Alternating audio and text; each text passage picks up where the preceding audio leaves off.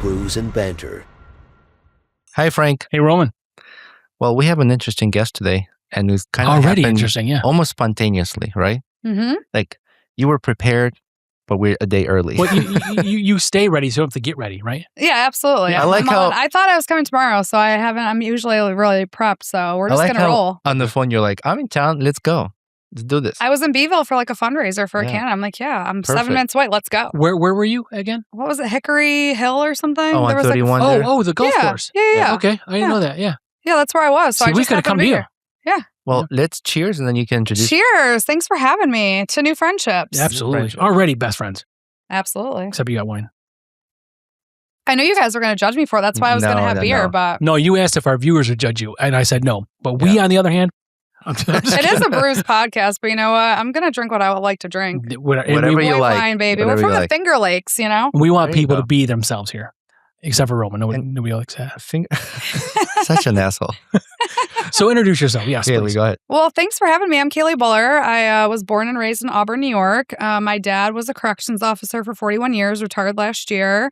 My mom, a nurse, so I'm the first in my family to graduate with a 4-year degree.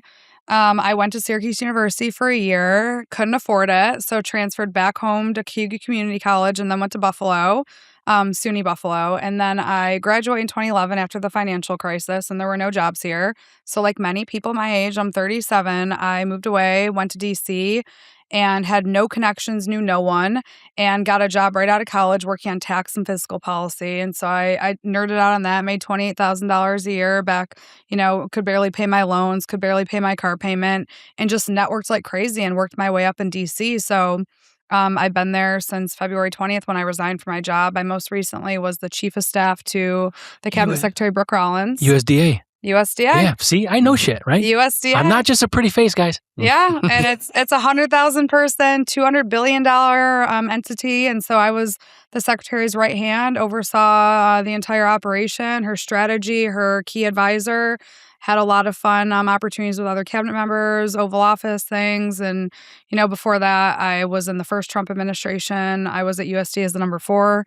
And then when President Biden won the election in 2020, I went to, he was our president, so we can't just disregard that. But when I was the president CEO of 2 food and agriculture industry associations. And then when Trump won, I went back and to help kind of bring the team together and get going because I had so much knowledge. So I've had a really incredible career, food, agriculture, energy, tax policy. And I've watched Central New York get left behind. I was born and raised here. My family struggles. And I wanted to come back and run in this seat because Central New York's being left behind. I'm in D.C.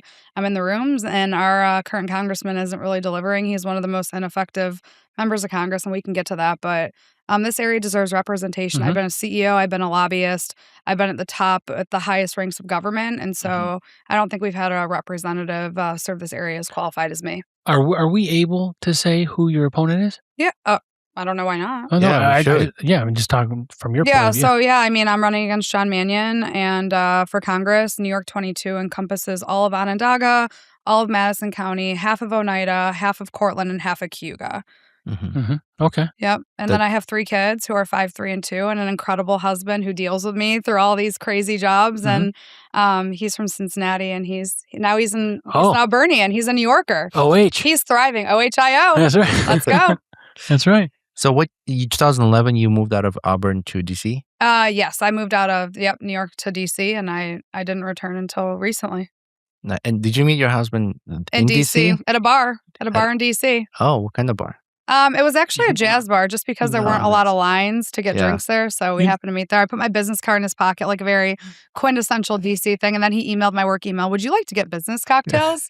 Wait, did you walk by and like threw it in his pocket or? No, we were just talking. Then I just slipped it in his jacket, very nice. slick. It was a very DC thing. And then he emailed me and I'm like, who is that? I don't remember who that guy was. I don't remember what street this was on, but I was in DC one year and we were bar hopping there and it was just crowded. It was crazy.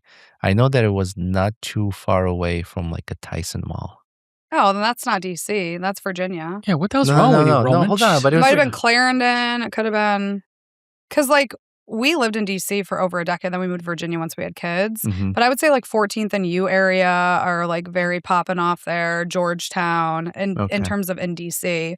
Clarendon, Ballston. It depends on what year it was, but Tyson's Ballston Spa. Ballston area, yeah. Mhm.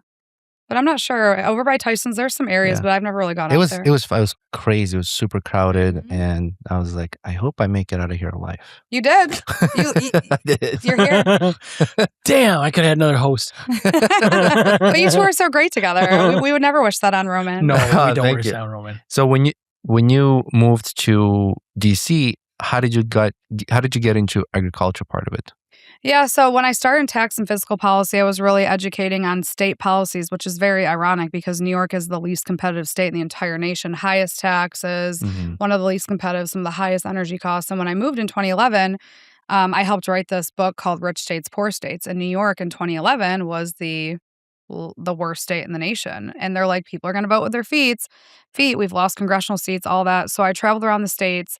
And then I was looking for a real job that paid more money. So I got this job in the grocery industry running tax policy because tax policy was going through Congress at the time. And so they hired me for there. And then when tax reform didn't happen, I started diving into food, agriculture. And this is obviously a very agriculture heavy area, right? There's a lot of dairy, there's a lot of specialty crops. So, I grew up going to the apple orchards and, pumpkin patches and farms. And you didn't really appreciate it until you left and realized what a farm heavy area it was. But then I just started I was young and hungry and was like, hey, I'll do it. Whenever someone's like, hey, do you want to work on food stamps? I'm like, I'll do it. Do you want to work on swipe fees? I'll do it. Do you want to work on dietary guidelines, farm bill? I'm like, yeah, I'll do it. I was just like ready to go. I always said yes to everything because I just wanted to learn. I wanted to immerse myself, like not coming from a lot. I wanted to, make something of myself and just any opportunity I could have to learn, I just did. Yeah. So I just have all these weird things that I know that are now serving me very well. Like I know healthcare well, I know energy well, I know taxes, I know food policy. All at 37 years old, right? I mean, I'm 37, this experience, right? Yeah. Central New York is actually the biggest agriculture provider is milk. Dairy. Dairy. Yeah. We're the 5th or 7th biggest producer in the whole U.S. And people don't know that, right? Yeah. That's not like widely known because people think New York City. Every time you mention New York, they think New York City. You don't have an accent. I'm like, I'm fucking 6 hours away from there, right? Exactly. Right. They couldn't be more different. New York City, we're just complete opposites in terms of, and we're subsidizing a lot of what they're doing. We take their trash. We, subsidize their living down there. And why is everyone's upstate line is in different location? I always say we're in central New York because That's we what are I right in say, the heart central. of it. But if you're in New York City, you just say, oh, upstate. Those That's upstate people, just like Kathy Hochul It's thinks like we lack sophistication here. Yeah. It's like Yeah. they're backhanding us, like whatever. 100%. It's like Yeah. I mean, the only thing really I think that's good is she put a moratorium on data centers. That's okay, I think, because they're trying to put one here, right? You know that? Yeah. I mean, the thing with data centers, I think the moratorium is good, but I don't like mandates or bans. Like, I think that we should be open to opportunities and it's a case-by-case basis, community by community. We want to make sure that we're getting the most out of it as we can as a community, like making them pay for the water, making them pay for the electricity use, making sure it's a net benefit for our community and we're getting some kind of incentive. What happened with wind and solar is Albany just decided you're going to take it here and the communities don't want it. And what a shit show that turned out to. Yeah. Oh, Right. yeah. All the stars need to align for a data center. So I think the moratorium allows us to pause, take a breath, do our research. But I'd hate to see Pennsylvania or someone else get some of these opportunities if we can do it. But that being said, if communities don't want it, they shouldn't have it in the community. I heard something about a moratorium. So maybe you can clarify. So you can't do it, right? It's 1 year, yeah. But it can be lifted at any time. So is that right? I'd have to read the policy. I think but that's probably. I mean, if it's a moratorium, I'm sure that they probably could. And that's kind of the bitch people have is like, okay, it's great, you think it's awesome, but then people will kind of slow down their research or opposition, thinking like you got a year to do it, and then they lift it and then it gets passed. Yeah, and then that allows you to cozy up to 1 or 2 companies that you're working on behind the scenes, which is what we don't want to happen. That's right. Yeah. The community, if you're not if you're not at the table, you're on the menu, right? And so we can't be in a situation that we just get told a data center is coming. Like the community has to be involved. It impacts us. So it might work for some communities, but not others. The biggest thing with data centers is going to be the energy, right? I mean, the amount of energy they need to run these data centers is astronomical. And who does this expense fall on? Does this fall on it needs to be on the company. Community? It should not be on the residents of the community. It needs to be on the company. There are data centers in other states that are told, bring your own power. Like, so Texas, I think, was doing that. So they bring these generators, and now they're polluting the air. So I've heard about that. And then that falls, like you said, on the community, right? So our health gets affected, and with healthcare problems, and people are complaining about how expensive healthcare is, and now they're gonna have to be dealing with that. So I think if they can figure out a way to have the grid have the capability to support that power, because that's another thing. Our grid is not ready to support that kind of power. It's not even ready to support what we're doing right now. Residential has a problem, right? Remember, turn your air to 78 because our grid can't handle it. So there's a lot of things we need to get in line. I do think the moratorium allows for us to take a breath, learn from other states. These states are laboratories of they're experimental laboratories, so we can learn from people who've already done it and try to get it right and learn from their lessons. So I think it's a good thing, but I just don't love bans and mandates of any sort. But I think the pauses make sense for now. You know who's big into it is Mr. Wonderful, Kevin O'Leary. Well, he's investing in his own everywhere, like Norway and all these places. These are massive. And then he's talking about the data center, and then he went into sort of the. Did you hear recently about the soldiers or the servicemen that got maybe they're in a plane. The plane got down in Iran, and they had to rescue them, but it was all AI driven by data centers that are located in the U.S., controlled by servers that are in the U.S. So there's a benefit. I get it. Yeah. But there's everything with a benefit comes with some sort of negative aspect. And and the whole point is we don't want to be reliant. I mean, we've pushed so much of our energy reliance onto other countries right now. I mean, you look at NYSEG, you look at National Grid, Spanish-owned, UK, and then you look at a lot of the solar and wind. A lot of the solar is built in China. A lot of the wind is built in Denmark, right? So we're kind of outsourcing our energy supply, and it gives us less ability to control it and increase our prices. It makes it more volatile. So we need to be having our energy supply American. So, I mean, I very much believe we need transparency around who owns the energy, and then we need to shift toward American energy sources, because that's a national security threat to our country. And so when these politicians make these decisions that we have no ability to impact, like, transparency is number one, shed the light. And number two is start to figure out, and this can't be done overnight. It's going to take a while to, get rid of our reliance off foreign entities. But and this was an issue with China and solar panels, right? Isn't there something like China can there's some sort of chip they found in solar panels that they can just shut it off, like something they control, on a mass scale, not like one little panel. No, the solar panels that are connected to the computer part of it, and they connect to the grid. That's the only way the solar panels themselves don't have. But I'm talking about the computer piece. Yeah. China can come in and say, fuck you, off. Well, that's honestly why Micron is so important too. And I know the community has mixed views on that, but it's like that, the supply chain resiliency that we're building in America for chips and all these things. Chips are in everything. And I saw you at Micron. So has John Mannion been there? Yeah, we said hi. I told him he had a good speech, shook his hand. I mean, he's the current representative here. He's really good at showing up for photo ops. I'm not sure how much he's actually done for the project. I mean, a lot of the stuff happened before any of us with Ryan McMahon, who's our county executive.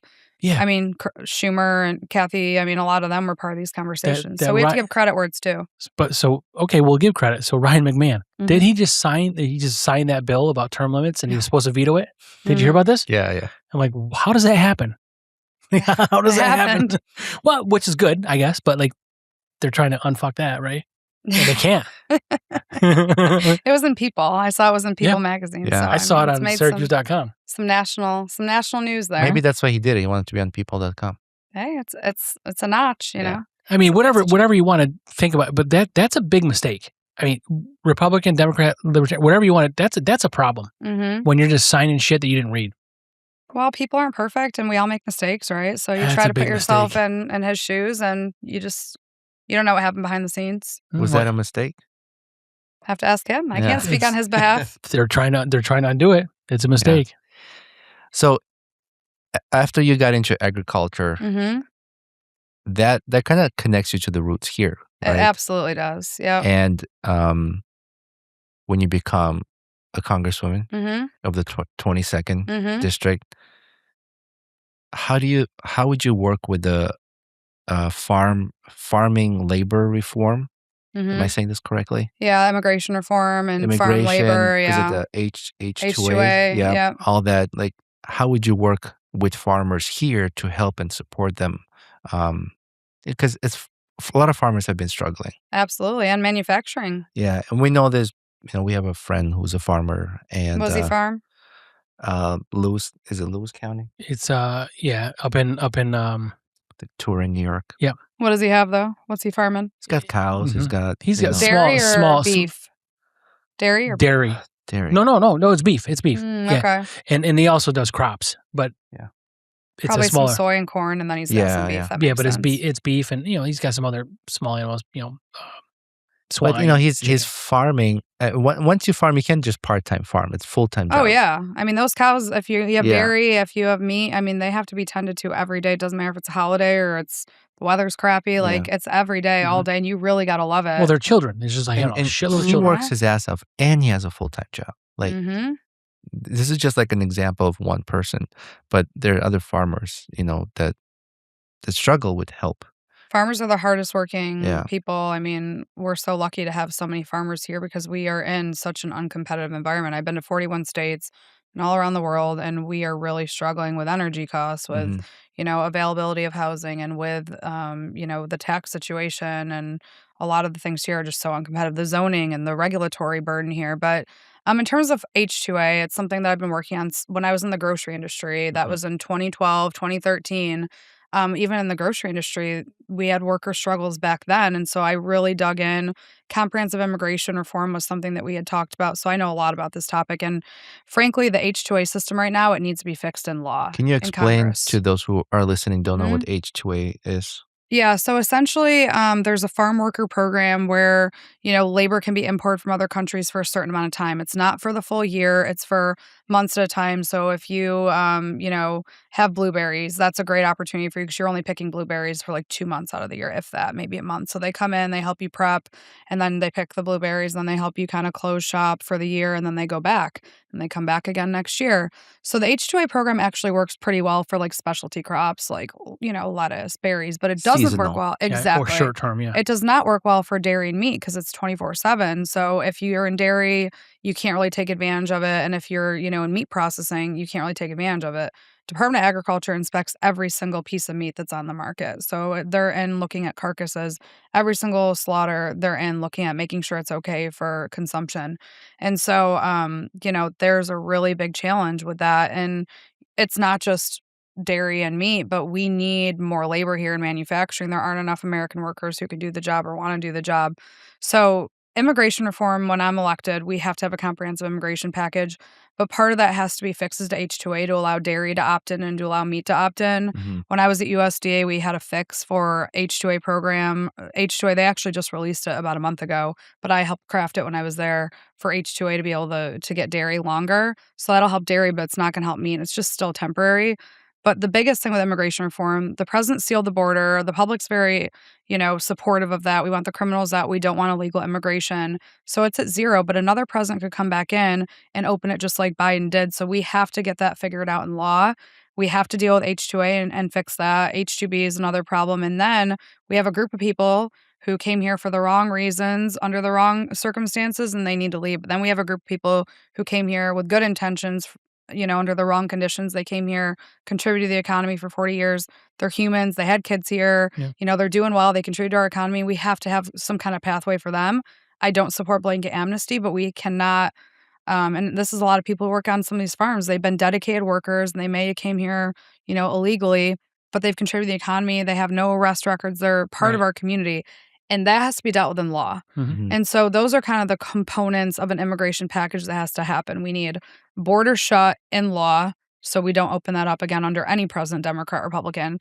We need to fix H2A to make it more broad and open for other industries and for longer periods of time. And then we need to figure out how we deal with these people who are here contributing but came here illegally. And then we still got to get rid of them. I would say put them through the process and give them, path to citizenship. If they've been here for so long and they've been contributing and not like, freeloading, I mean, my family came here as immigrants in 91.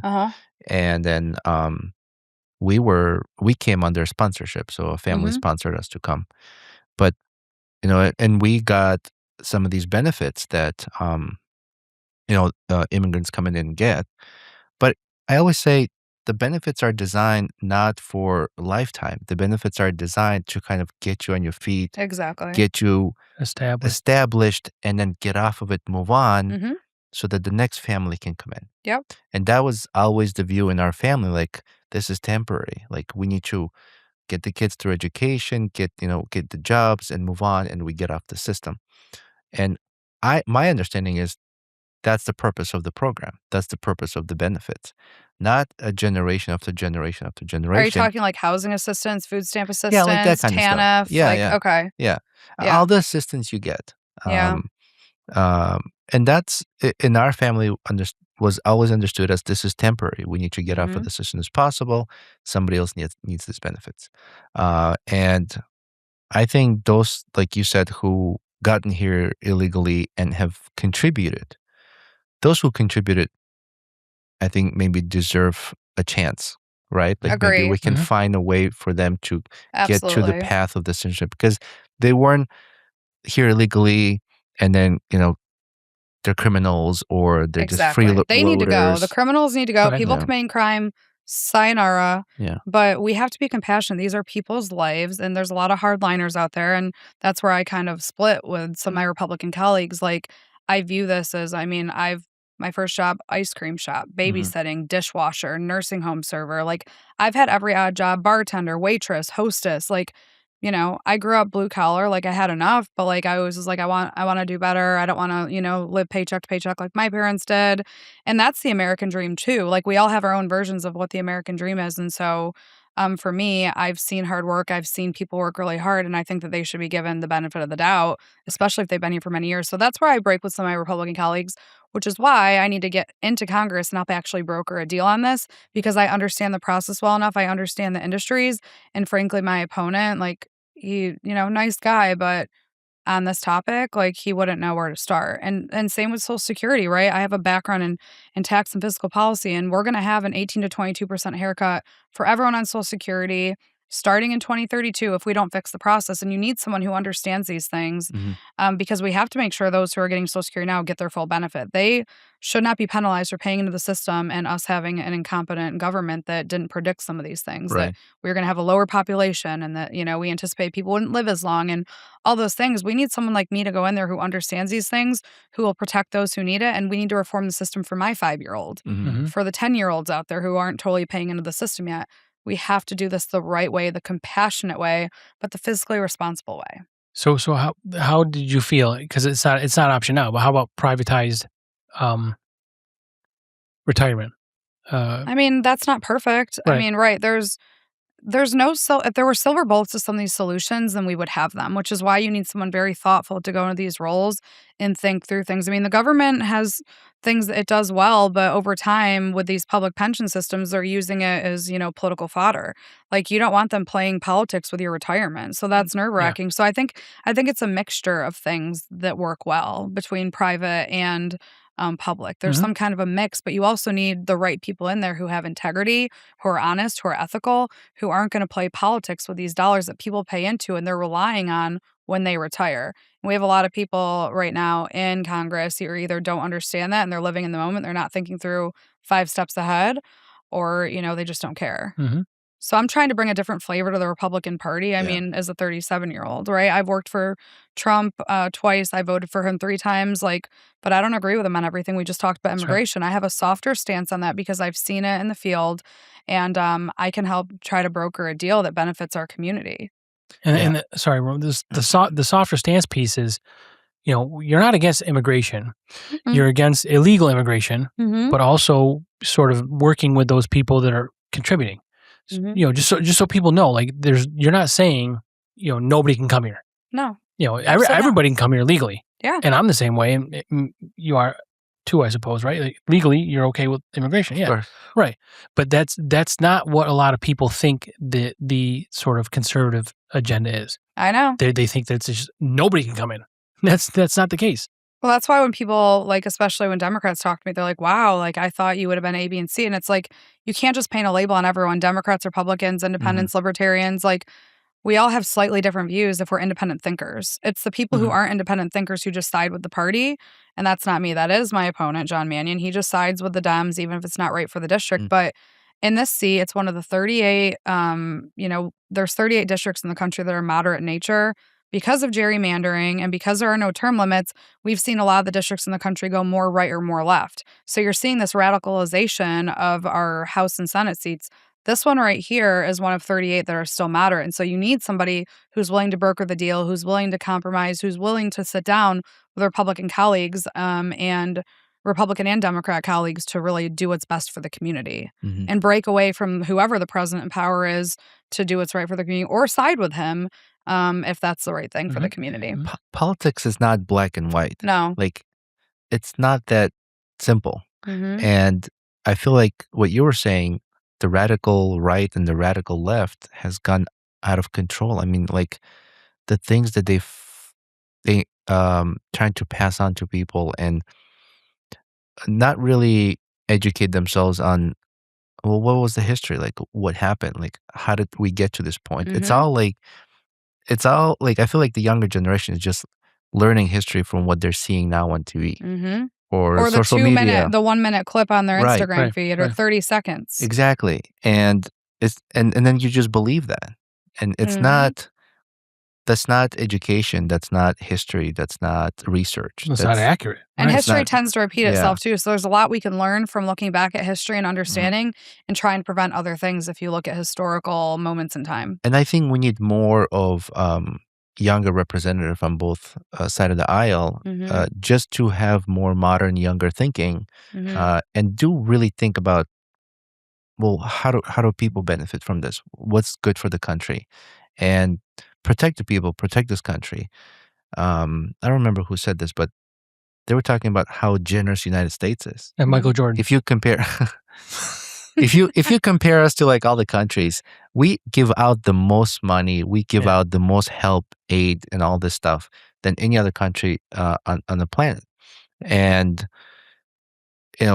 if we have that kind of spending, we cannot ignore the people that contribute to that funding, right? Like, and it's all the taxpayers. And I think having younger representatives in Congress is important. Well, and we are a very generous population. If you look at New York, it'd be one thing if we had the highest taxes and we had like our poor were doing the best, but it's like the poor are getting poorer and the taxes keep getting higher. We've had 500,000 people, nearly $25 billion in revenue leave New York State since 2020, which means a higher tax burden's coming along on all of us because a lot more people are leaving because of the lack of the competitive environment. So I think there's a lot of things that need to be done. Number one, on gerrymandering. I mean, I don't like it on either side, Democrats or Republicans, because it's gotten us into this place where people have to double down to get reelected and go more right and more left as the districts become more and right and left. And then term limits, you should really go in, serve your country, and get out. So, 3 terms in the House, that's, So you're in 6. favor of that? Absolutely. I've signed a pledge, get in, get out, do a good job, let the next person come in, because I've been a lobbyist, so I understand how all of this works. And then you kind of get cozied up with people, and then you kind of get a little complacent. You stop having those innovative thoughts. I mean, if I'm anywhere more than 2 years, I get bored and I need like the next new challenge anyway. Like, that's just who I am and how my mind works. But you can kind of feel yourself getting more complacent sometimes. And so we need term limits to keep the fresh blood coming in. People shouldn't die in office, right? Like, right, exactly. So that should be a bipartisan situation. Yeah, absolutely. And I think these extreme measures that each side takes, where they label you, they shame you, they what's the word? Judge? Ruin your image and judge you and force you into resignations and things like that, I think prevents politicians and some professionals to speak outside of their party lines, even if that's their opinion. They're afraid. And I think that fear is like a threat. Like, you speak outside of what we believe in. And as someone who's been in DC and been on the inside, do you hear these conversations of different party lines that have this private conversation, but they would never say that out loud? Oh, yeah, for sure. I mean, there are definitely more kind of quiet conversations that happen that don't get kind of, in the public thought. But I was in DC, I guess, when John Boehner and Obama were there, and they had a pretty good relationship. And it just keeps getting worse and worse with, the president and the Democrat in charge or whoever that is. And each time it's getting a little bit worse, a little bit worse. So there's backroom conversations and there's deals. Like, I mean, you need to do that because otherwise nothing would get done. But definitely people posture much more in the media for their constituents sometimes than who they are behind closed doors. Well, in current situation, it's maybe not like that is Fetterman. I mean, he's amazing, but he's kind of out there like, I really don't really care what people think about me. This is who I am. This is what I believe in. And he's sort of started a super PAC or something with another Republican. Yeah, he probably his not starts with an M. The other senator, they just like Pennsylvania didn't want to do the Great American State Fair, too political. So those two Democrat Republican aligned and they made the whole Pennsylvania booth at the state fair. Like that's a good story of bipartisanship for the people of Pennsylvania. So if Pennsylvania people come to the Great American State Fair, they don't see an empty booth because of a political riff. They see an awesome booth that a Democrat and Republican put together that's pretty non-controversial. Like that state fair would have been there whether a Democrat or Republican was in charge because it was the 250th anniversary of America. But like Fetterman is a resolute Democrat. Like he would call all the time when he was mad at something that would happen in the administration or with the House or the Senate, and he advocates for his people. When he believes in something, like he feels very strongly about healthy eating and the food stamp program. And so when people say that Democrats, like my opponent, can't advocate or can't get anything done when Democrats or when Republicans run the House and the Senate and the presidency, that's simply not true because Fetterman's a great example of someone who gets things done when Republicans are in charge. Right. Rosa DeLauro does the same thing. Amy Klobuchar does the same thing. These people are Democrats who, figure out how to be resolute and like defend their people and get things done. And that's not what our current representative is doing, which is why I'm like Central New York's being left behind because he's writing a form letter that an intern responds to. And, and that's that. You got to get on the phone. You got to call. You got to broker. You got to deal make. You got to do all these things to try to get what you need for your people. I think if you go back to the traditional Republicans and Democrats, they were getting stuff done. Yeah, they were. Now it's so divided and it's ugly. Like it's so ugly that they would destroy each other just not to accept or even say, oh yeah, that's a good idea. Like they would not even let that come out of their mouth. Well, I mean, that's the thing about like Trump, whether people like him or not. Like he's not perfect. Neither is my husband. Neither are you all. None of us are going to agree all the time, but he's done a couple pretty incredible things. And just because it was his idea, it doesn't work. A great example, like I worked on all the meat consolidation stuff. There's 4 companies who are the biggest meat suppliers. 2 of them are Brazilian owned, 2 of them American owned. And that's a problem. And so President Trump put out an executive order in December, and it should be a bipartisan thing. And then Chuck Schumer introduces a bill in March that does the same thing but doesn't give Trump any credit. That's a great example of Schumer and Trump agree. Why don't we just work together? But we have to politic and pretend that what Chuck Schumer's bill wasn't the exact executive order that the president put out in December, and he dropped a bill in March. It's like we're trying to do the same thing, and you just want your party to think you did it. Right. Yeah. And then like Trump RX, like we can't deny that Trump has reduced prescription drug prices, but because it has Trump in front of everyone's like, oh, not everyone, but there's people, if you don't like Trump, but how do you like those prescription drug prices? Same with, the Trump plans, the Trump kid plans, Same with like when Biden passed that you could buy over-the-counter hearing aids, like because hearing aids were so expensive. How is that's like that's a bipartisan thing? Like, who can hate on that? Yeah, so that's what I'm saying. Like, no matter what. Thank you, Biden. Like right? Exactly. No matter what your like and dislike is, when the president did something good, just celebrate it or take the victory. Well, and I think what I hate too is everywhere I go, I don't even really talk about my political affiliation because I want people to know me before. And then a lot of times they're like, well, what party are you on? And I'm like, does it actually matter? Yeah, but the fact they got to ask you is an indication that like you're doing the right thing because they can't tell at first. Yeah. Yeah, for sure.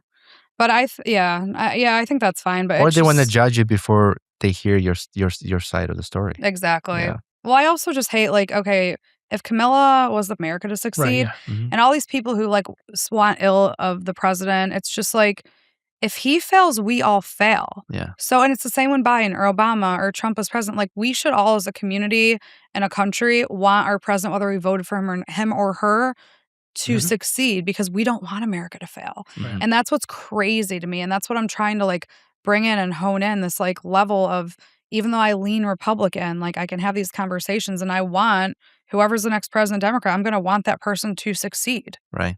Yeah, the vitriol is really. I mean, the age of social media, all these things, like it's so much more prevalent than, and it's instant, right? But I mean, these people that say, "Oh, I want the president to get assassinated," like who? That's Why? What is that? Why?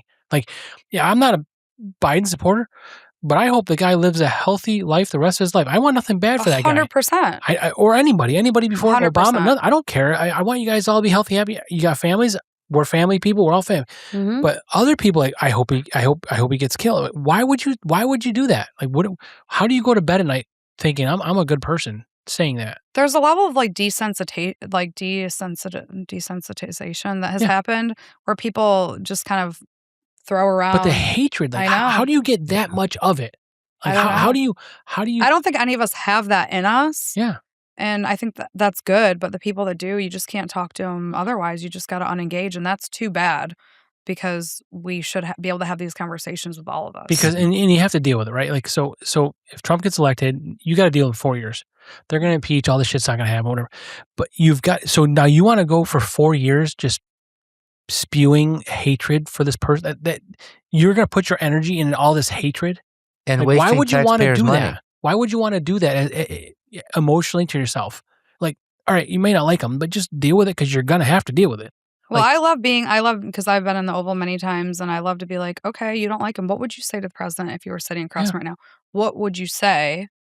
Like, whatever you want. Have you met him? Have you talked to him? Mm-hmm. Yeah. Yeah. We've talked meat prices, egg prices, because I worked on all the food supply issues for the secretary. I rolled out the $8 billion in farmer aid with him at his roundtable. And, I spent a lot of time at the White House on strategy, not with him, but even all of the higher ups there. So, I think, for instance, my opponent, he's always bashing Trump, but it's like, why don't you make, lemonade and try to be friends with him and get more for Central New York? Yeah. Because we can actually deliver instead of bashing all day. Like, how are you going to deliver for Central New York? Why don't you try to find ways you can commonality and work together? Because that's what I'm going to do when a Democrat's in, and I'm going to use my relationship with the White House to give Central New York whatever I can. And that's what he should be doing. But instead, he's talking about all the bad things Trump's doing instead of trying to be a moderate and find ways to actually find a way to turn it into something positive. Well, look at a perfect example. You have this socialist Mandami in New York City. A whole wave of socialists who went and met with Trump and tried to work something out. Yeah. Even someone who's so extreme left understood that I got to go talk to the president. Because he's the president for 2 more years, whether people like him or not. So if you ignore him and bash him, what are you going to get for you? Right. Like, you're better off to be, there and part of it and part of the conversation. Again, if you're not at the table, you're on the menu. Why wouldn't you want to be part of those conversations to get everything you can? The socialism thing is very concerning to me, but I understand how we got here. I mean, I look at people like my sister who did everything right, has, went to SUNY school, is in debt. She's a school counselor. And, she can't afford to buy a house. She can't afford to do anything, these things. And she did everything right, and the system failed her. Not that she's a socialist, but I can understand why people are gravitating toward that, because both political parties have failed our population. They've lied. They've made promises they can't keep. They haven't been honest.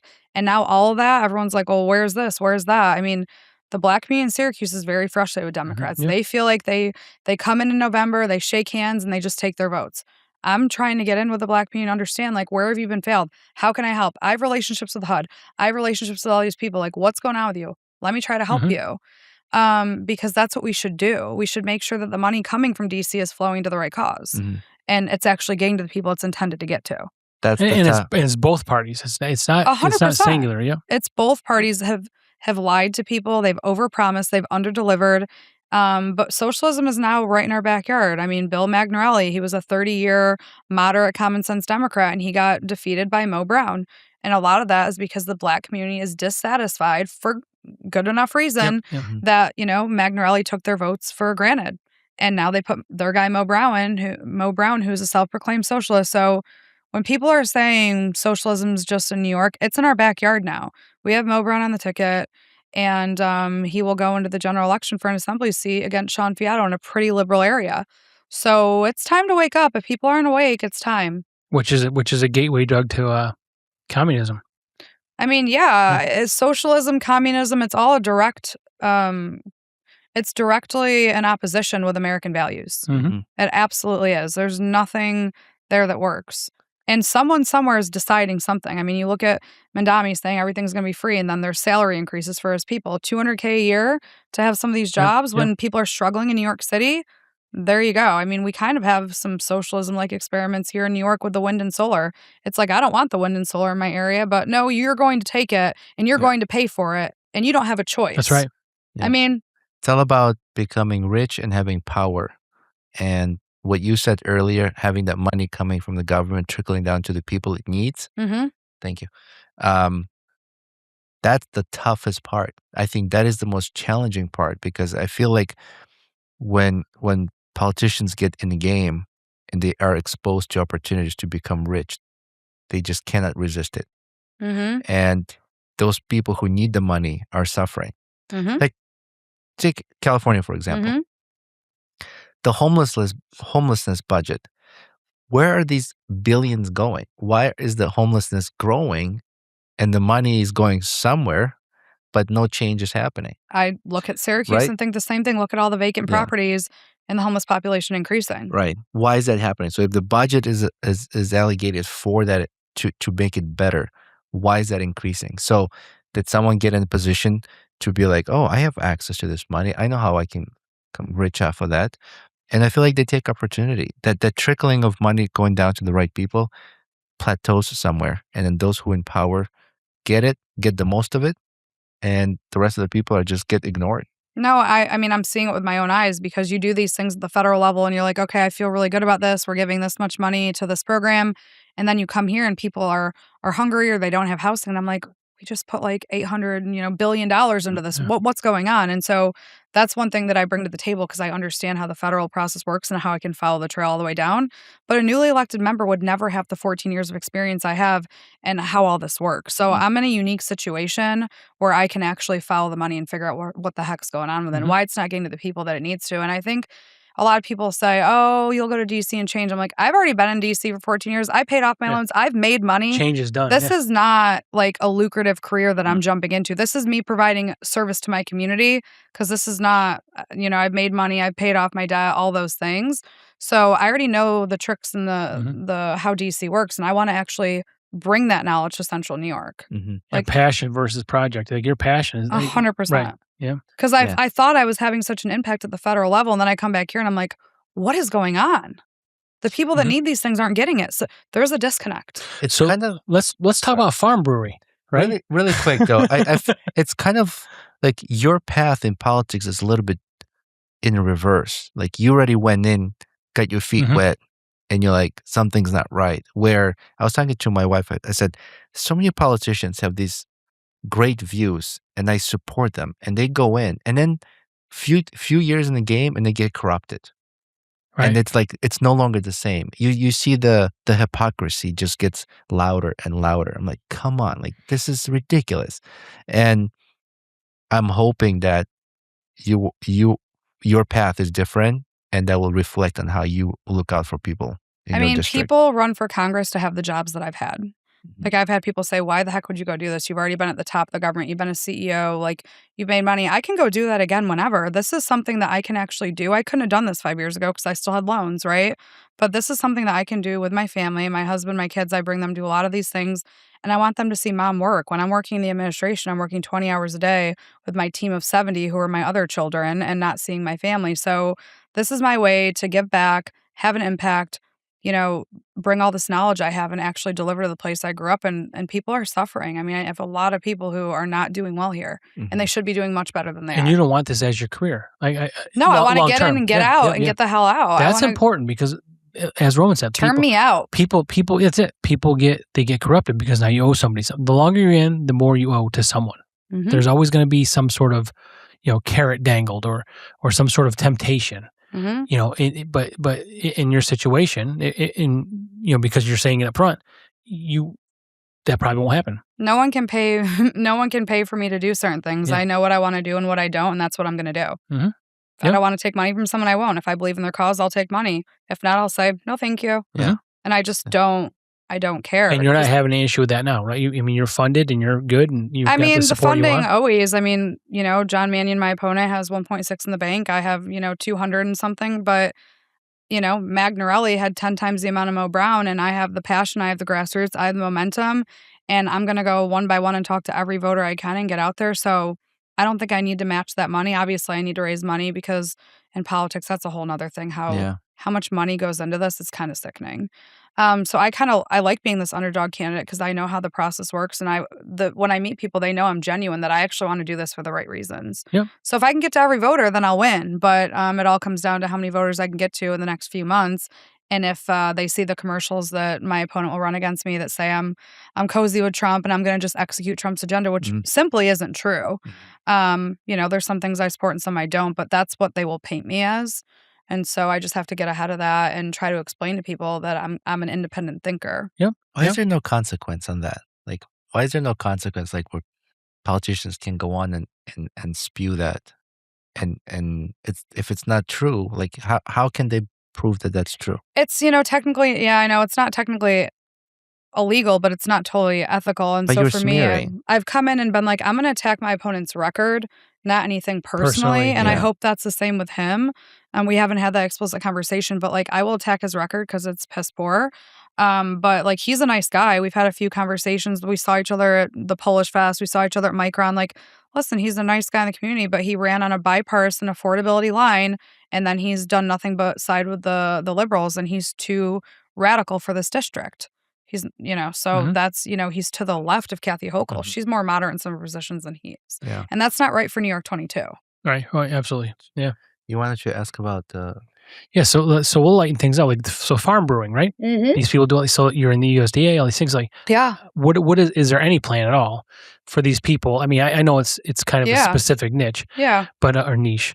But so how do you think you're able to help these people that are struggling now in specifically in this industry? Because it is a crunch. There was maybe 540 or something craft breweries in New York State, and there's consolidation. People are closing, but there's an issue with trying to survive. Yep. But I think it's all based on obviously economy, but I think it's also ingredient and sort of procurement of the associated ingredients have to go into it.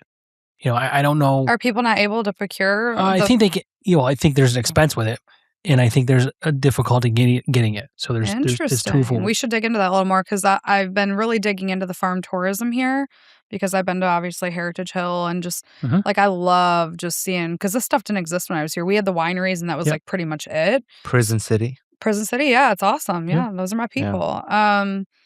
But I think it's interesting, and if there's a problem procuring things or supply chain challenges, I can absolutely help with that, but I need to dig in and better understand. I mean, I've never had any conversation about the brewing industry really. And I'm not trying to put you in the spot. No, but I love having a problem and trying to figure out ways to fix that. I mean, I spent a lot of time on farmers markets. I've spent a lot of time on wineries, crop insurance, food stamps, forestry, forest fires, ag trade, ag research, but I have to better understand like what isn't able to be procured.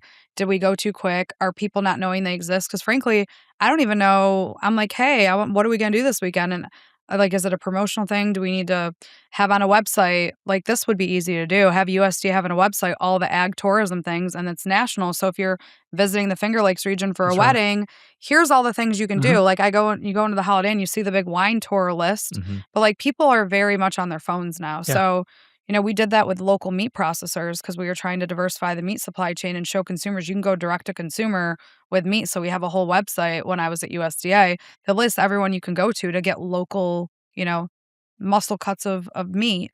So I feel like there's probably a way to better do that, but I need to understand why they're going out. Are they going out because people don't know about them? They can't procure things. They're not good at business. Right. All of these things. What is the issue? And it's probably all of that to some degree, but I think some of the things they can't control. Well, one of the things you mentioned is supply costs. I mean, Central New York used to be one of the hubs for hop growing for beer in the country. In the country, yeah. What happened? So and now it's like gone. Climate.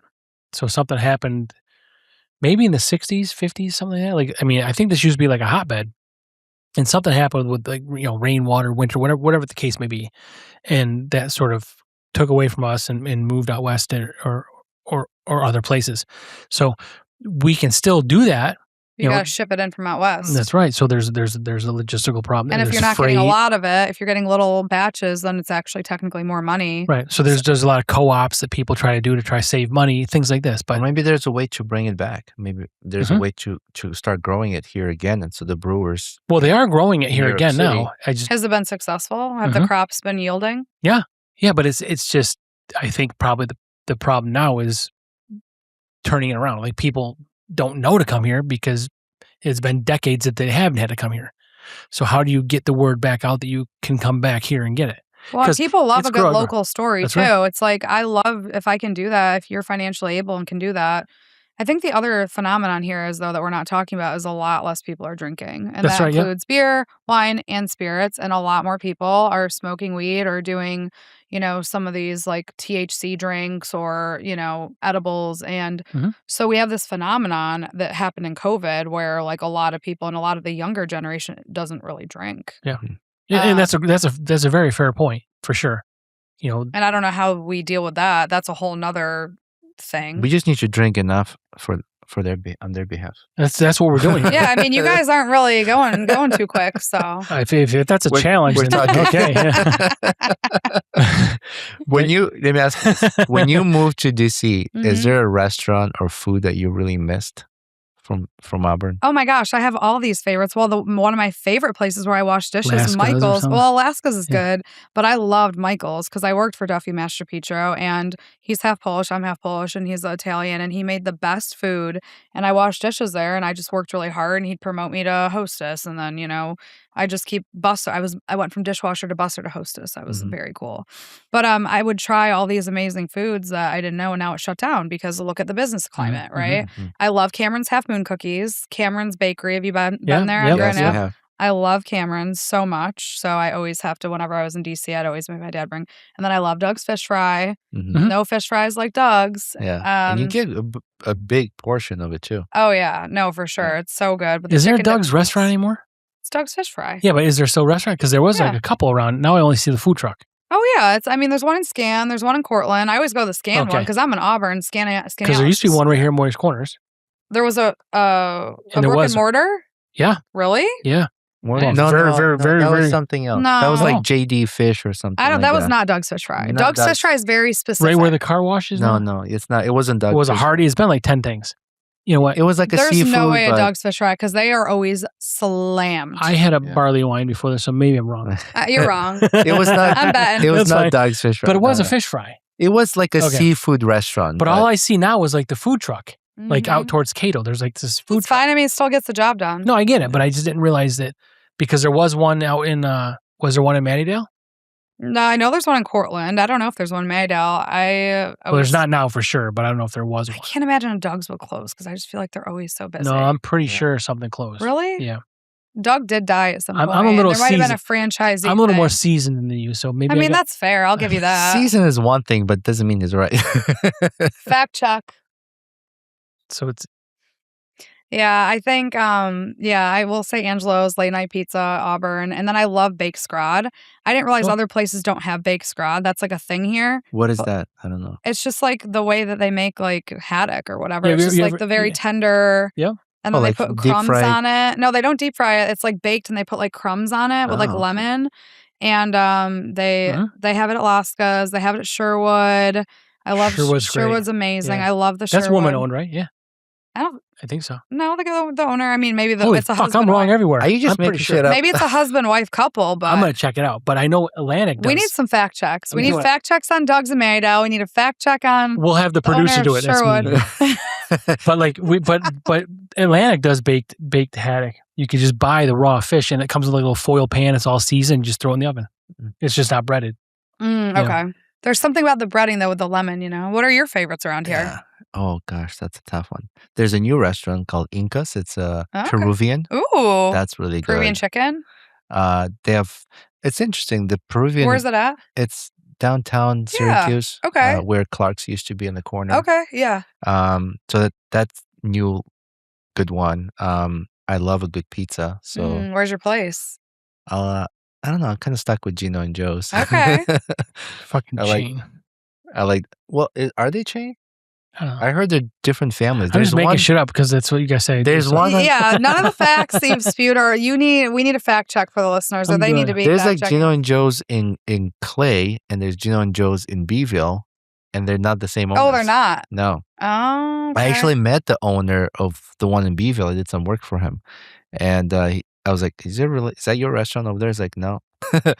But while he's doing this, I wanted to ask you, how is food labeled organic? Like, what are the criteria? God, this makes me this is going to get me heated. Sorry. I'm just curious because I'm like, is it just they slap the label on? Like, what's the requirement? Yeah, I mean, you still can use certain pesticides, fertilizer, et cetera. It's not like, but it's a lot more restrictive. And there is like, it's an audit certification process. So you basically submit paper and USDA approves it, and they like might go check like once in a while. But like the GMO and the organic stuff like frustrates me sometimes, especially GMO. Like for instance, for a while, people were branding carrots like non-GMO. It's like there's no non-GMO version. So it's like marketing that's confusing. Actually bullshit because I agree. A non-GMO carrot is disgusting. and I listened to this TED Talk, and this woman said a non-generically modified carrot is a root. It's so gross. If you bite into it, it's so disgusting you wouldn't want to eat it. All they did is just made it a little bit sweeter and pleasant, attractable, color orange, and you can enjoy it and still get those vitamins. Otherwise, you wouldn't eat it. Yeah. Well, I mean, organic too, it is more expensive, and you have to kind of make sure that your land, if you're doing like organic soy, you got to make sure that land wasn't used for non-organic soy for like a year or two, and then you do it, and then it's higher costs. And how much differentiation is there really? Like, it's a marketing program is what it is. It's a marketing program, and you're going to pay more. Yeah.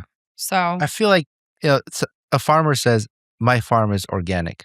Well, a farm next door is not organic. So how are those pesticides not wash off into your land? Yeah. No, I think it's a good point. And nothing's perfect, right? I mean, there's a lot of people out there who only eat organic, and like you try your best to make sure. But yeah, there's natural phenomenons that happen out there that you can't totally control. But I think this move toward regenerative ag is a good thing, right? Like, let's do better by our land. Most farmers want to do better by their land. Most farmers want to use less pesticides and less fertilizer. And hey, let's incentivize it through economic means. Like, let's incentivize them to do better and use less, because that stuff's expensive. They don't want to use as much as they need to.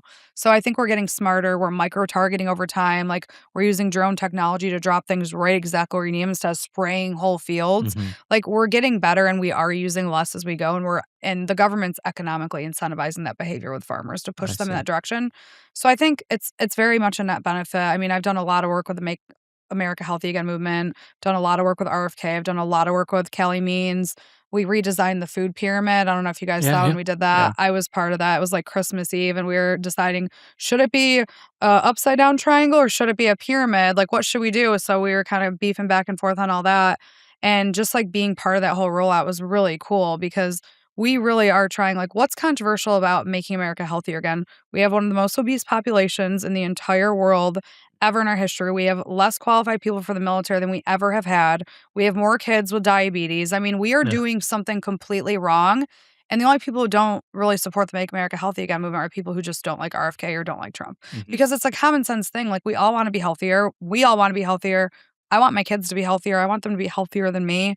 I could be healthier. I'm sure you guys could too. But these are positive steps that we're trying to teach our kids, bringing whole milk back to school so they have more protein and more nutrients. I mean, I'm really proud of the work that we do with RFK on regenerative ag, on the food pyramid, on bringing whole milk back to schools, on making sure, like, a lot of this medical food you're seeing roll out in hospitals, a lot of the training that you're seeing in medical universities and in schools on how to teach people how to eat healthy. We've developed all that when I was at USDA. So all these things we developed over the year, and then it's rolling out incrementally as it's ready. So someone coming in? Someone joining us? Oh. Hi, how are you? We have a special guest. Yes. Yeah, Dennis. So Dennis can come in. Yeah, come in. Come sit. You need a chair. How you doing? We got one. Good. Yeah. I was going to make my way to you after this. So I got to apologize, because you are right. The Sherwood Inn is not women owned. But I know you, because you're not wrong in anything you do. I understand that. But That's what my husband says too. Good husband, he's smart. But the Braylock Inn Yeah. is one. Okay. Okay, so, yeah. I bet. If you said Braylock, I would have said yeah. Well, if I said Braylock, I wouldn't have been wrong. I would have known. What about the fact check on Doug's? Because I think I'm right on that too. Oh, yeah. Did you fact check it? No, I didn't do that because he was going to be wrong. 1 for Kailee, 0 for Frank. You're right. No. Yeah. It's probably like Frank 0 for 50. He also has 3 nipples, so it's okay. I do have 3 nipples. One on my back for dancing. Dennis, are you judging me because I'm drinking wine here? I was like, Do you want a drink? They had it. Beer? So we have Dennis Sick with us as well. You can move over if you want here a little bit this way. He's the owner of the amazing Mohegan Manor. No, I'm good. Wine? I got some wine right here for you. You can drink right out of the bottle. Here you go. We'll have a beer if it's anything. Yeah, what kind of beer you want? No, don't get up. I'll get it. He can get it for you. We can do it. I'm gonna do this now. There's a Doug's Fish Fry that closed somewhere, and I gotta be 1 for 1 somehow. You know what? but I can't concede until I know the answer. I know because I can't relent. I can't because I'm pretty sure. I mean, that'd be crazy if Doug's Fish Fry closed. Do you know anything about a Doug's Fish Fry closing up? Those are their homes. Well, Cortland definitely is open because I've been there recently, and Scan obviously is open. I'm talking like 10 years ago. This thing closed. I thought there's a Doug's Fish Fry in Mattydale. There was. It's closed. It closed? Yeah. Oh, 1 for fact 1? check right there. 1 for 1? So I'm okay. glad you're here, I'll Dennis. take I'll Okay. concede. There was one here in Moyer's Corners too. Holy shit. I hate all you guys. He just said there was one at Moyer's Corners, Roman. Yeah. There was. Are you sure it was a Doug's You better Fish Fry? refill me right now. It was where the Where the car wash is. And it was a Hardee's before this. Look, I don't like Roman. People think I'm full of shit, and I am, but not in this. I don't usually. I'm not wrong very often, but I will say if he's right, and I could have been wrong on I this. knew Dennis, this because I grew up in Kimbrook. That was not At Moyer's Corners. Yeah. I thought the Morris Corners seafood restaurant was like JD Fish or something. No, that took over from Dogs. Doug, and then Okay. it was over on Manlius Drive. Put them in the middle of you. Oh, sure, yeah. Over on Manlius Drive, there was JD's also, which that might have been a Doug's. On Manlius Drive? Over by Tracy Road Equipment. Yeah, right. Yeah, Right. That might have been even. So I'm not 100% full of shit, like 98 maybe. I really thought I was 70. right, but hey, listen, future congresswoman can be wrong. No, too, so you're I'll not take wrong. it. You're just incorrect with your facts right now. That's all. I could do a whole show on just all the bars from Liberty Kelly's back door all the way up to North Syracuse. That's next show. That's next week. That's another show. I feel like a bar crawl coming on. Yeah. Mhm. That's another show. This is about Kailee right now. Well, you guys have been easy But on thank me, you for joining so us. I'm kind of, I was waiting for the real juicy questions, and you guys. No, but they're coming. Like, so let's talk about that. Like, what is the, like, so you're past the Bill Clinton, Monica Lewinsky stuff. Like, what's some of the weirdest shit you've seen there, right? In DC? Yeah, like, like who's done what with who that, like, people don't know? So The juicy question. Too juicy. I get it. I don't. No, Yeah. but okay, you were like nothing that I've been involved Sure. with. So It's not I mean, you. let's be real. I've been with my husband for a long time, so no juicy things for me. But there's some weird shit that happens. There's people with stories. For not sure. even relationships. Like, what is this? Some weird stuff, like reporters, like not like sexual stuff. I'm talking about, like, just like what has happened. Like, have you seen a skirmish? Like, has someone like argued with someone that you just don't see in public, or like, have you seen anybody that's? I mean, there's definitely those people who will like go on dates with people and try to get information and stuff. I mean, you just got to be really careful. Yeah. I mean, that probably happens everywhere, but specifically there, I mean, that happens. I mean, that's not abnormal. No one would be surprised by that. Yeah, we're not trying to out anybody. That's. Yeah. I gotta think we'd about love to- that. anything strange, you're like, holy shit, I can't believe that happened. Yeah, I cannot believe that guy wears an alien costume like when he's outside of work, or just I on feel OnlyFans. I feel like the guy dressed yeah. like a GMO carrot. Like, what the fuck? I'll have to think about that. We'll All get right. back to that Next one. one. I'll think about that. Next So- episode. So you're elected, you're a congresswoman. What are your first steps? I mean, our community is suffering, so we have to do something on energy and we have to do something on taxes. And a lot of the reason that we are in the place we are is not because of Washington, it's because of New York State. And it's my husband calling, probably like, what are you doing? Are you still talking to Brews? Oh, you're GMO carrot. He's like, I gotta call. Is this live right now? No. Oh, No. okay. Okay. So he's Have your bodyguard text him or something. Will you tell Eric what's going on? Yeah, get on it. Yeah, so I the energy situation and New York State is really suffering. So everyone says, well, you as a congresswoman, it's federal. How can you fix New York State things? Well, I'll do everything I can to override New York State law if Albany won't get together and repeal the climate law. That's like quadruple their energy costs. Like there's a business in Auburn, it's a restaurant that I've been going to. His energy bills were $2K a month. Now they're $9K a month. He has a place up for sale. Terrible. And like he's not getting any new customers. He has the same base. And then if he raises prices, everyone bitches.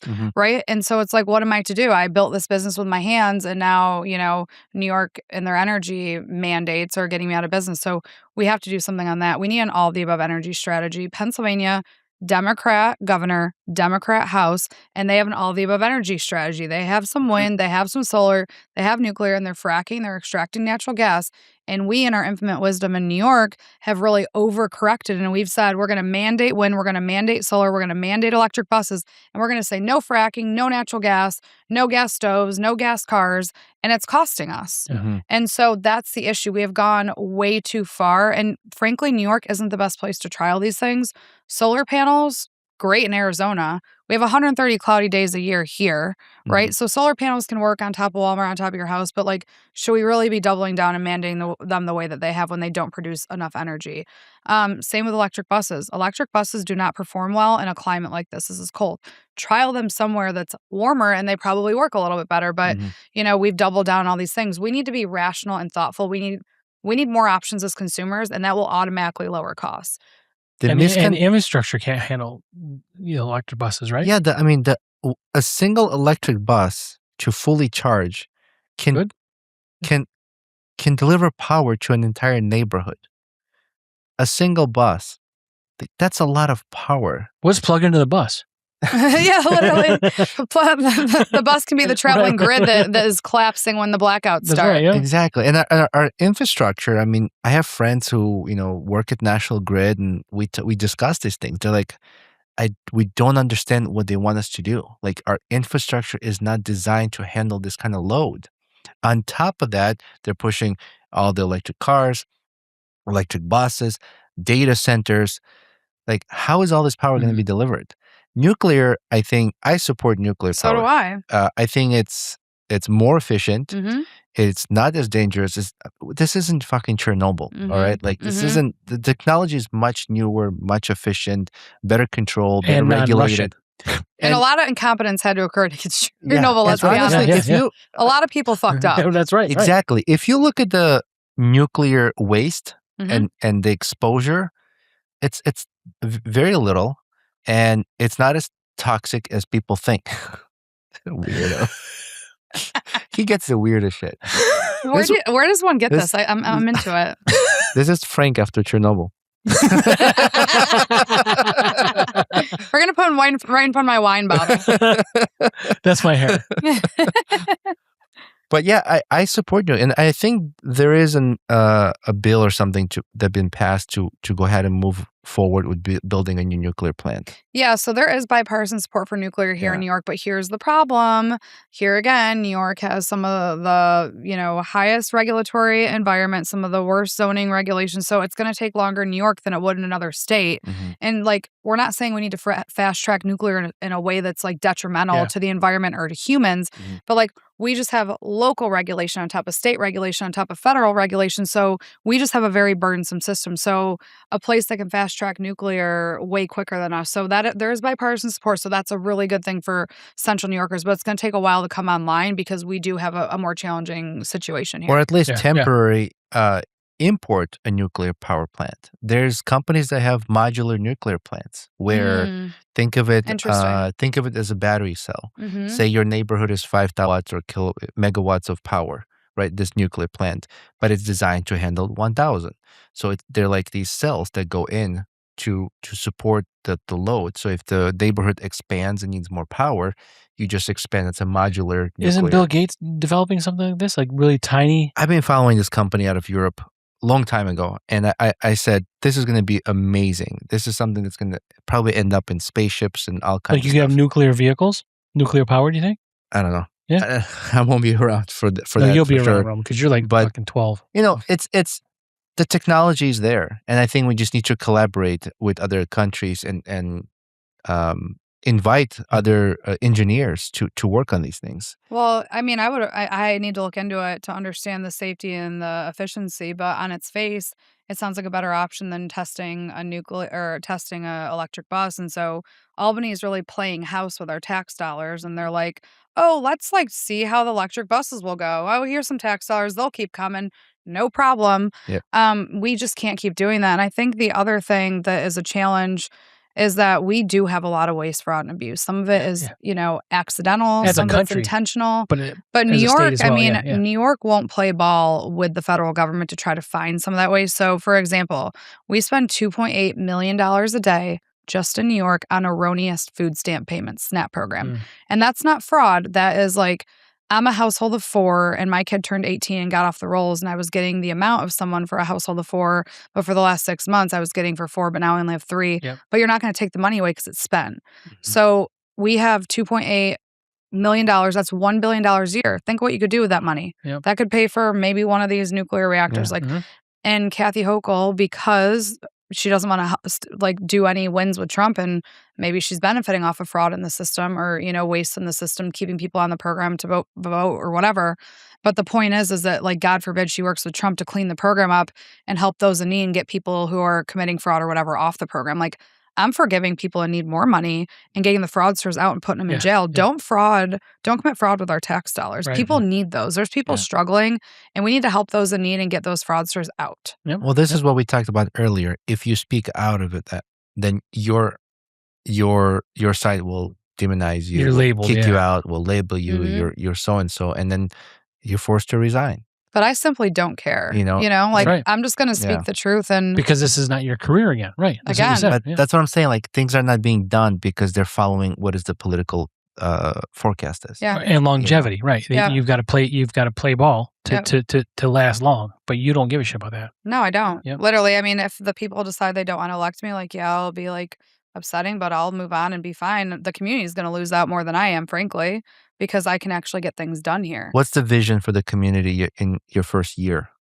I mean, we have to fix this energy situation. I'm going to make sure every dollar that comes here federally is accounted for and goes to the right person, because that's what we're lacking right now. We have a huge housing issue. We have a huge homeless issue, and we're not going to solve all these issues overnight. I'm not going to sit here and pretend and have all these broken promises that we're going to reduce taxes and energy immediately and everyone's going to have a house. That's not real. Right. But if we can fix one person's life or have them in a better situation every day, that's a win. If we can get one family in a better situation than they are today, that's a win. So I'm going to look at every day and be like, what did we accomplish today? What did we win? And explain that. Yeah. Or maybe get the ball rolling for the next person coming in to take over, to at least be in a good position, right? To kind of continue the program. And listen, I'm going to be honest and transparent. I think a lot of times, and my opponent does this, it's not all members do it, but there should be a level of accountability. When you take a vote, you have to tell the public what you did. A lot of them hope they take a vote and then they hope no one notices and that no one's ever going to hold them accountable. We should be, as elected officials, mandated to share our votes and why. Sure. Because you all elect us to do a job, and if we're not doing that job, you should know. And I know a lot of people are checked out and they maybe don't care, but we do need to hold people more accountable to make sure that their votes are representing us. So I'm going to read every bill. I'm going to explain to voters why I vote a certain way. I'm going to talk to voters if I'm confused or if I don't know which way to go, and I'm going to explain why I went that way.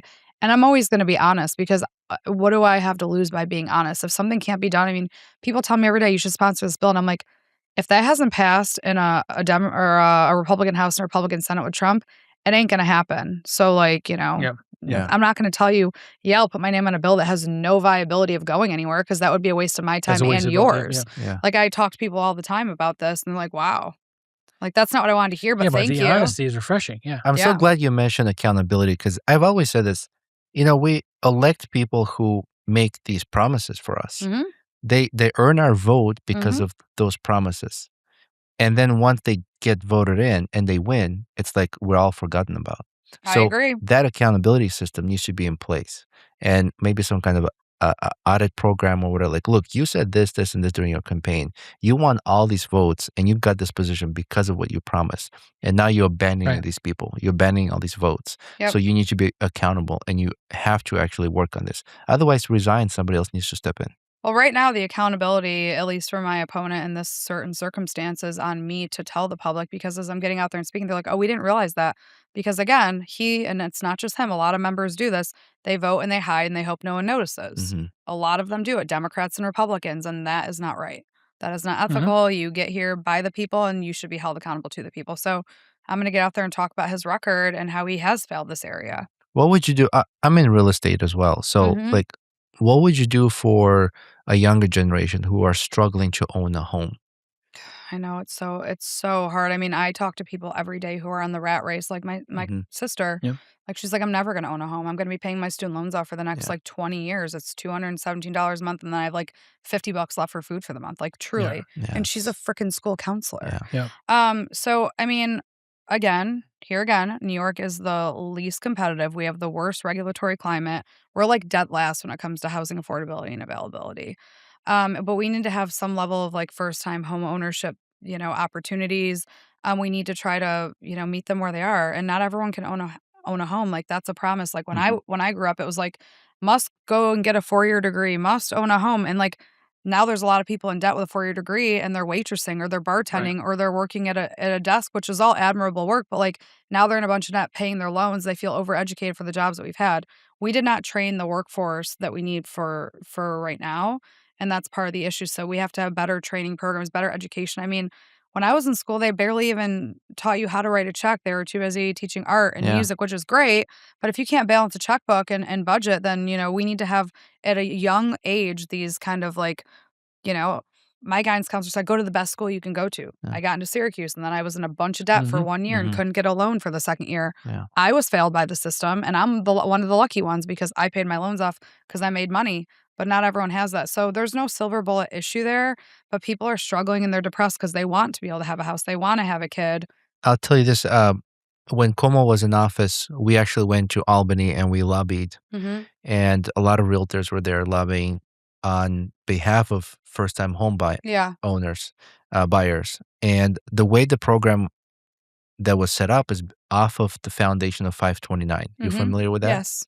So same way family members can contribute to their kids, grandkids, whatever, funds as a 529. It's a good idea. To when they are at age of being able to buy a home, then they can take those funds and invest and buy a home.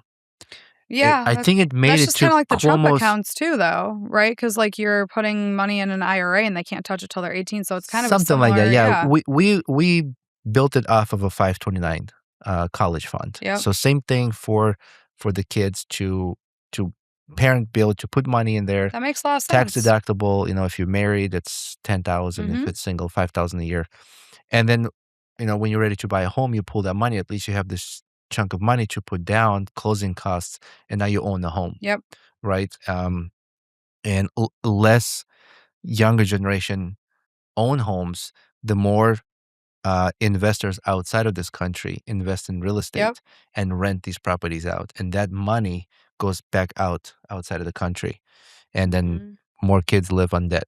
So, well, when I was in the admin, I think when was it? Like maybe February, right? As I was about to leave, or maybe it came out in March when we wrote it. But like that is a big problem that a lot of the housing for first-time home buyers is being bought up by investors, which there's a piece of that puzzle, but like we can't have that be. So we did do an executive order to make sure that not as many could be bought by those investors and could be bought for those, first-time home buyers. But then the other side of that, I like where you're going with your thing, but the other side of that coin is we had a lot of programs at the Department of Agriculture because they had, many different agencies, and we have the 14th biggest bank at USDA for housing, and we have loan programs. And a lot of the first-time home buyers, like they were going out to people who could never afford it, and so then you're in a situation where you have to like, deal with how to, so not everyone's ready to do that. So I think that's a perfect solution.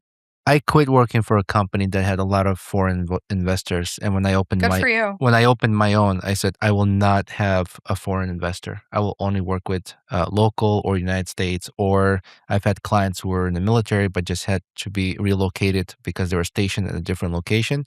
I still manage their property for them, but I refuse to work with investors. We need more people like you with principle, because a lot of people will just work with the foreign because they're making a bunch of money. But we need more people with principles, not only from a national security standpoint. I mean, You even think about China and how much farmland of ours that they own. I mean, that is a national security risk, especially if it's near military bases and a lot of these foreign investors, if there isn't the level of oversight there. So I commend you because I'm sure it's not the most profitable decision you've ever made, but it's the right thing to do. And we need more people to do the right thing, not the thing that necessarily is a profitable thing. Because a lot of these other countries, not all of them, have ill intentions or have longer term plans that we may not know. Of course, greed is ugly. Yeah, I took a pay cut, no doubt, and there was like struggle. this podcast, right? But again, this is we're in zero. Sponsor us. Yeah, no doubt, I took a pay cut, but consciously, I felt good. So that for me was more important than my reputation and integrity, but also what I'm doing to the community. Like if I want to be part of the community, I want to make sure that I don't affect how difficult it is for someone to get a rental property, or how difficult it is for a young couple who want to start a family can't buy a house. Like, why is that?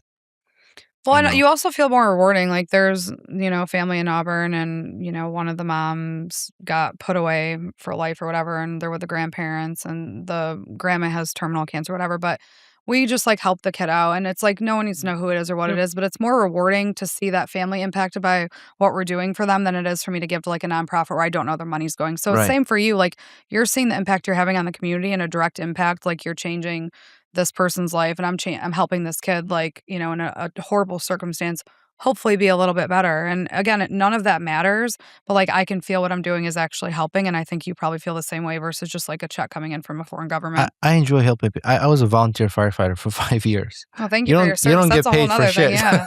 Thing, But the reward piece is important.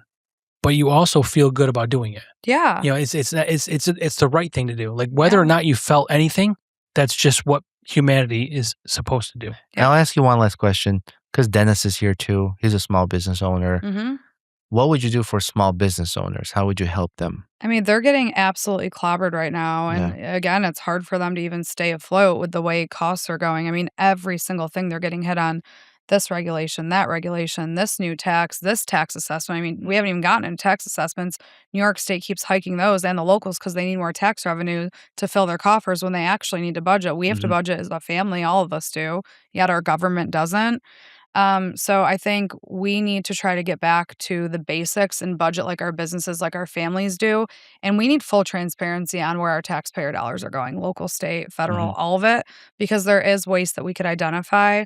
But it's not fair what we're putting our business owners in. We're going to keep seeing them go out of business. So making this atmosphere a better, more economically viable place where they can thrive, not just survive, if they can even survive in this atmosphere. But Dennis, I'd love to hear your thoughts on what specifically I can do. Could I blindside you with a question? Yeah, you should. Okay, so what would you think about both the federal and the state shutting off unemployment services for different sectors? For example, in the restaurant business, there's not a restaurant that is not looking for an employee. So therefore, why are we giving unemployment? Sure. So to help the restaurants, if they said, okay, if they pulled an industry and they found that everybody's looking for work, there is no unemployment in the restaurant industry, which allows the restaurant a savings on unemployment, but it also will make better employees if they know they can't work 20 weeks and then go collect 26 hours a week, and they work that. You get roofers. I mean, why are we giving roofers unemployment when every roofer is looking for that? So there's something that doesn't cost the taxpayer anything other than the fact you save the business the cost of the unemployment insurance and you make better employees. If the employee knows that if they walk away from the job, they quit the job, they go get another job at a restaurant. That's it. Well, I think to take a step back from that, though, we have a system right now. Like I hear from business owners all the time, like, oh, at this restaurant that is for sale now, they're like, oh, we can't find a lot of people who will work over 19 hours a week because then their other benefits get cut off. Food stamps, housing, TANF, LAHEAP, all of these things. And so we've created a system that probably it was well-intentioned at one point, right? All these programs were made with good intention, but over time we figured out how to take advantage of it, or it's more economically viable to work 19 hours a week at your restaurant and then go get your food stamp and your LAHEAP and your housing than if you got off all those programs and you went to work at the restaurant. So the incentives are completely off for you to have the workers that you need. So unemployment insurance is one piece of that, but there's hundreds of other government programs, and food stamps is one. HUD housing is another, and I'm talking federal. And then there's all these levels of local and state programs too that I'm really digging into and better understanding. But the unemployment situation is just a piece of this. Our programs are set up right now to incentivize that behavior, and that's what it's doing. And so we have to kind of reset the system. And to be honest, like that's going to be really hard to walk a lot of that back because these are complex programs that have built over time that have a lot of advocates. So there's no easy answer, but I'm open to exploring anything we can. But a lot of these things are federally authorized things, like food stamps is a 4-year authorization in a farm bill. We're not getting a farm bill done right this year. They did some food stamp reforms in the One Big Beautiful Bill last year, but the farm bill is not going to get done in an election year. So how do you fix the food stamp program? So I mean, they're well intentioned, but they're not serving their intended goal, and they're disproportionately impacting businesses in a negative way from a worker standpoint. I think protecting small businesses is important because every local community is employed. Employees are part of small businesses. Over 90% of small businesses, GDP. Yeah, like in United States, out of all the businesses in the United States, 90% are small businesses. And that's what every local community is being employed by, small businesses. And when we don't protect and help the small businesses and they close, that's that many number of unemployed people now searching for jobs. Well, I mean, the president says small business is big business because a lot of people want to support their local small business. I try to do it in every way that I can. Like, instead of buying flowers at Walmart, I want to go to the local florist. We do the same thing, It's, they're a little cheaper at Walmart, but they're, imported or whatever. And then I'm going to try to help the local florist and pay an extra $5 or $10. And so I think there's a lot of people who want to do that when they know where their things come from. To your point earlier on like local brews, people want to know like, oh, look, that was grown out there and now I'm drinking what I can see in the field. Like people like that. They mentioned Heritage Hill, like all these things. Yeah, absolutely. There's no one, again, I wish I could tell you that there was a simple fix, but these are complicated issues that have taken years to get us here. And now we're at a breaking point where everyone's like, how the heck did we get here? And frankly, I hope people are waking up because there's been a lot of complacency with the voter community and thinking, oh, my vote doesn't matter. I don't need to hold my politicians accountable. Now everyone's like, how did we get here? What happened? It's like years and years and years of lies, neglect, and lack of accountability. And that's a fact. And acceptance. Yeah, and that's a fact. Allowed. Yeah. Do you want to do a closing message? How can people give you money? Let's talk about that. Yeah, give me all the money. Yeah. So my website is KaileeBuller.com, Kailee Buller, BULLER.com. All my socials are Buller for New York, BULLER for New York. I'm on Facebook, Instagram. You can donate on my website. But more than anything, I mean, I answer all my stuff personally. I do have a couple people on my team, but it's important to me that I hear directly from the voters. And I don't want my staff like filtering things out. I want to know what everyone's saying. So a lot of times, like I'm responding directly on Facebook. If people have a comment or question, they're like, what's your position on this? And I respond, and that's really important to me. So I really need people to get out and follow me because that's where I'm telling my story. The media isn't covering me a lot. It's here and there, but a lot of people don't know who I am. I need to get my name ID out there, and people know there's an alternative out there who's more of a statesman-like candidate, like your John Kakos, like your Richard Hannas, who are moderate Republicans who can work across the aisle and want to deliver for the community, and that is not what my opponent is. So I want to talk to independents, Democrats, Republicans. I need all of their support. This is a lean Democrat district. We have about 180,000 Democrats, 165-ish thousand Republicans, and then 150,000 independents. John Mannion won this election by 38,000 votes in the last election. Voter turnout tends to be a little bit lower in a midterm year, but either way, I can't win this election with Republicans alone. And frankly, I'm not going to only vote with Republicans. So independents, tell me what you want to hear. People who are watching the Democrat Party move to socialism, come to me because you know what? I will work with common sense Democrats. I think we'd all love Bill Clinton this day and age, right? I'd vote for him right now compared to like where the Democrat Party is now, right? He's like a Republican at this point. Mm-hmm. He did welfare for him. He made compromises. Like he was a statesman despite some of his, questionable personal judgments, but no. He likes cigars. Big deal. Who doesn't? But yeah, I think that I'm the right choice. I'm the right person for this moment, and I hope voters can see that. And I want to interact with anyone directly, and I want to have those conversations. A lot of people who disagree with me and have good points, I'm like, let's get coffee. The independent candidate who was running against John Mannion and I was like, let's go. He was criticizing me. I'm like, let's go get coffee. We sat down for 2 hours. We have a lot in common, had a great conversation. I'll do that with anyone who's rational and actually wants to come to the table. And you have nothing to hide. Like you're an open book, right? And Literally. that's the thing. Ask me, yeah. I feel like so many people have more in common than they believe. Absolutely. They just get so blindsided, like, oh, well, what's your view? Then I don't want to talk to you. Well, media fucks things up, right? Because it's just skewed. You see what people want you to see. Yep. Yeah. Kelly, thank you so much for taking Thank you for having last me. minute. You're like, oh yeah, I'll be there. This is perfect. Yeah. We And appreciate thanks, that. Dennis, for showing up. Yeah. Dennis, thanks for popping in. Oh, sorry for crashing. I didn't. No, that's okay. He's like, where's me she at? too. She's supposed to stop by for It's a okay. nightcap. Yeah, she's going over there after supporting I'll local Uber business. for a nice cat. Yeah. Well, Well, thanks for your beer. That's of actually course. very good. This Of was course. from the UB. Yeah, UBL. Yeah. That's our Very- collaboration. Our One of those. collaboration. Yeah. Good. I That's can't awesome. say I can't read. I'm old. That's okay. Thanks for stopping by. Yeah, thank you. And so we just want a quick thank you to our sponsors. Bullfinch, thank you for sponsoring this episode with your beer. We appreciate that. Apex Property Management, FM Realty, and Presidium Logistics, thank you for sponsoring this podcast. Thank you to all the listeners. We appreciate you. Go to brewsnbanter.com, buy our merchandise. That's how you can support this podcast. All the money goes right back into the podcast. We're still in negative, so we don't keep anything. And we also got Drink NY Craft. Drink NY Craft and Hopped Up Network. Thank you for working with us as well. And do you like dad jokes? Yeah. Give me Of one. course she does. Do you know? Look at do you Yeah, I know- have a- Do you know why you don't play hide and seek with politicians? Tell me. Because good ones are hard to find. Thank you, everybody. Thank you, Kelly. Thank you Thank for you, having Dennis. me. Thank you very I much. Bye, appreciate everybody. the opportunity. Bye.